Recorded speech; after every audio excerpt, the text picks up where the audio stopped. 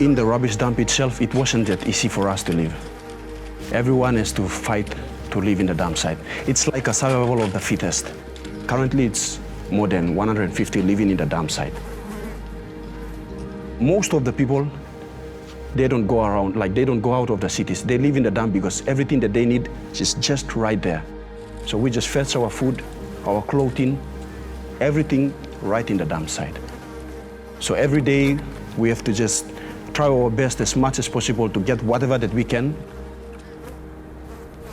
Leeboy Tobias grew up on the notorious Baruni rubbish dump, selling what he had salvaged there on the street to make ends meet. Those money that we get from the dump, my parents try their best to pay for my school fees. It's very tough when there is no power, no electricity at all, not even water. Neither do we have any good shelter. In our house, it's a mess. I fail a lot of time. Leeboy dreamed of getting an education, but the odds were stacked against him. Most of the time, especially people living around the Port Moresby city, they think that the dump is the place where it's all those criminal activities and bad people live in the dump. But to tell the truth, those people living in a dump, they have something good in them, and God cares about them. And for me personally, I've been living with them, and they are the most caring people that I ever met in my entire life. Because I've been living with them, eating with them, sleeping with them, and they are not as bad as people think. Operation Food for Life volunteers got to know Leeboy at the dump, and he gave his life to Christ and became a Seventh-day Adventist.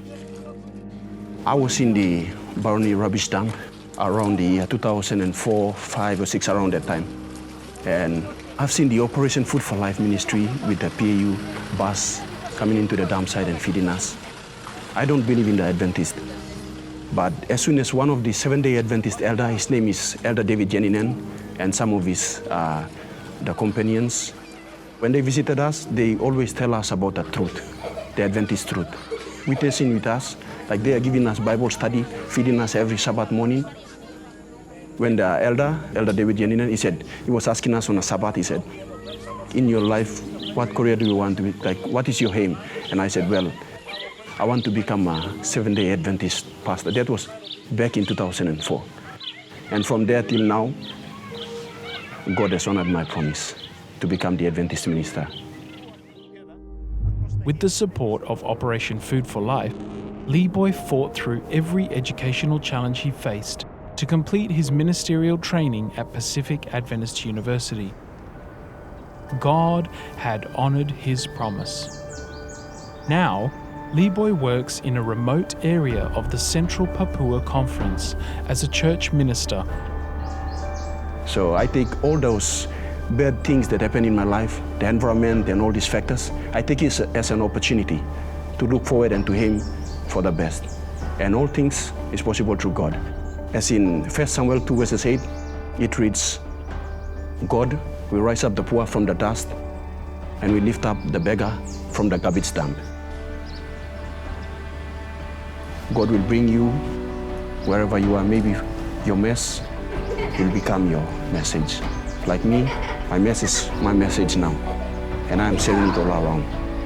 Just to let people know that God will bring you from anywhere, everywhere you are, to something that God will use you mightily and powerfully in His ministry.